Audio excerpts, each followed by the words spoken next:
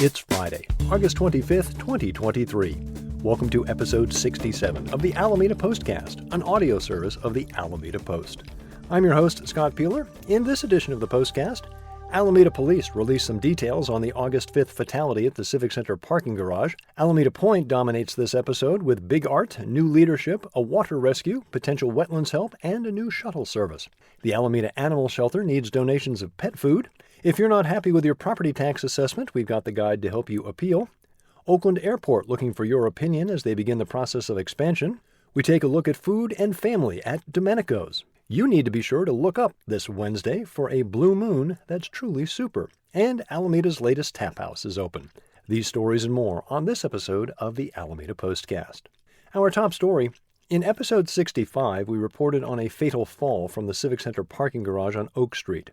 On Thursday, the Alameda Police Department issued a brief statement saying that no foul play was suspected and asking for privacy for the family of the deceased man.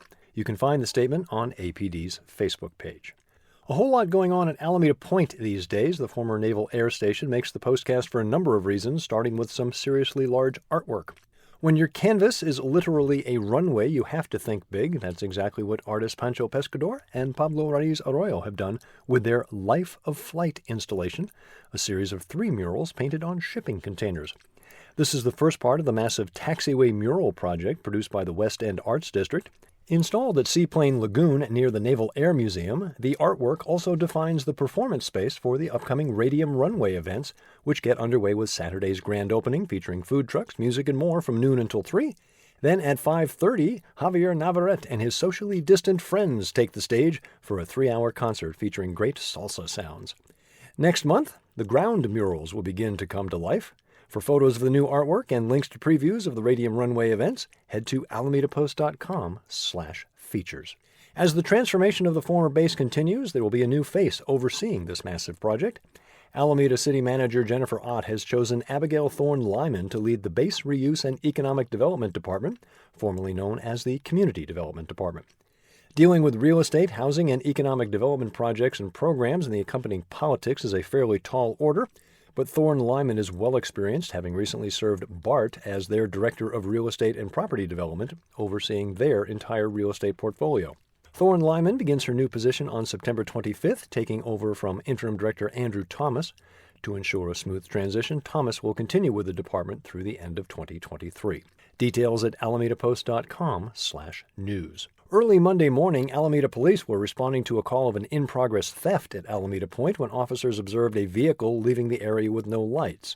Officers then observed the driver lose control, plunging their vehicle into the water by Seaplane Lagoon. Alameda Fire then responded with rescue swimmers pulling an unconscious man from the submerged vehicle. The victim was also not breathing. After resuscitation, the man was transported to a local trauma center. The dive rescue team conducted a search for any other victims, but none were found. Few details have been released on this case, but social media posts later showed a pickup truck being hauled out of the water. Story details at alamedapost.com/news. An ongoing issue at Alameda Point has been what to do with some of the wetlands area. As we reported back in episode 37 in January, since 2019, there have been 7,000 truckloads of soil ready to be spread on Site 32 in an effort to expand wetlands, but so far, no action. The project has been delayed for a number of reasons, including scientific disagreement on the remediation of the land. Post-environmental writer Richard Bangert makes the case this week that the use of recycled water from East Bay Municipal Utility District would be a major piece in solving the wetlands puzzle. Recycled water is treated water that has not been treated to drinking standards but is ideal for agriculture, irrigation, and other non-consumption uses. EBMUD is currently installing recycled water pipes as they upgrade the drinking water system for Alameda. Bohol Circle Immigrant Park, for example, currently uses recycled water for its landscaping. For complete details of Site 32 and the impact of the wetlands, see Richard's article at alamedapost.com/features. As changes continue to come to Alameda Point, you begin to realize that there's a lot going on over a large area. And when you're dealing with breweries, distilleries, and wineries, it might be nice to grab a shuttle to get from place to place. Well, starting today, the Alameda Transportation Management Association unveils the Alley Up Shuttle, running Friday through Sunday, now until November 5th.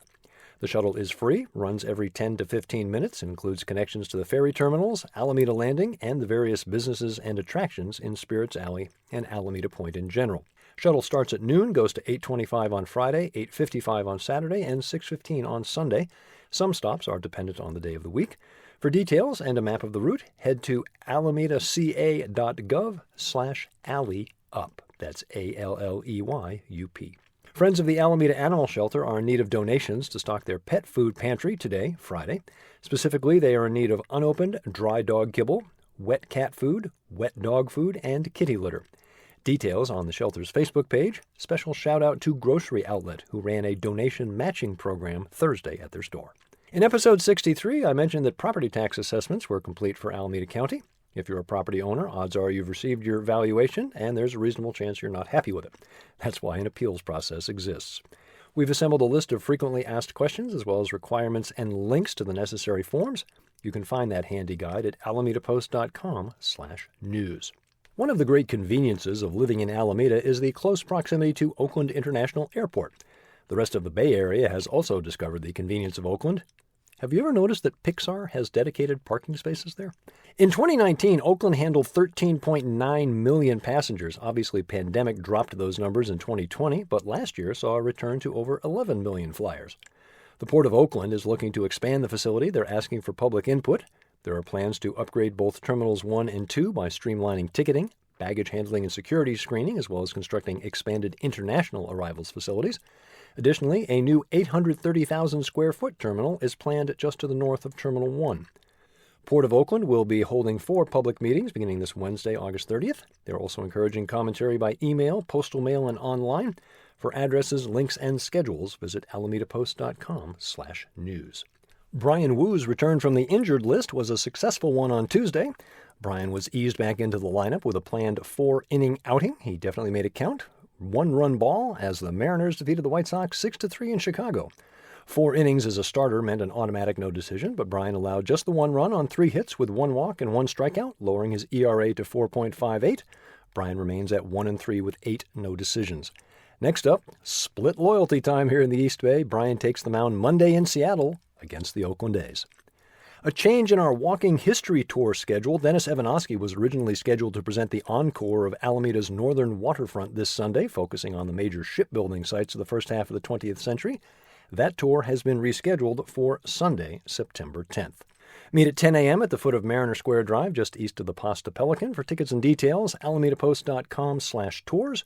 To prepare for the tour, check out Dennis's article, Shipbuilding on Alameda's North Shore, at alamedapost.com/history. Speaking of history, the folks at Domenico's on Webster have been a part of Alameda since 1966, a run of 3 generations. Well, there was a brief pause from 79 to 82, but since then, undisputed deli goodness. Our own Liz Barrett spent some time talking with owner Ann Murphy about the rich traditions of Domenico's. Liz and I are in agreement that they've got one of the best cannolis around. To me, it's one little detail that makes it fabulous.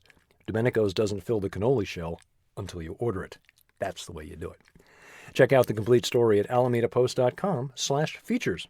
You'll definitely want to look to the skies on Wednesday, second full moon of the month. That means it's a blue moon, and it's as close to Earth as you'll see this year, making it the biggest supermoon of our 4 supermoons in a row run.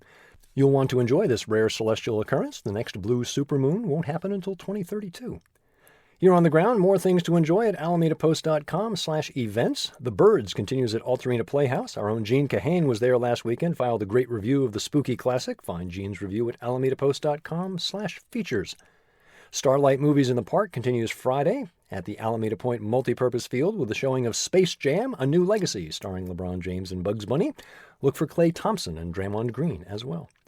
Saturday, lots to choose from. As mentioned, the grand opening of the Radium Runway, Grey Ghost Paranormal Convention aboard the Hornet, Alameda Walks explores Neptune Beach, Magical Market at the Feathered Outlaw, En Plein Air continues at Frank Bett, the monthly Myers House and Garden Tour on Alameda Avenue, and of course the Farmers Market.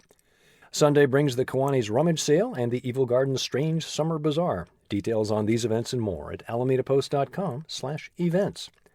Talked about it briefly last week, but as I was headed into the studio, I saw that Humble Sea Brewing has just opened at Alameda Point, next to Saltbreaker.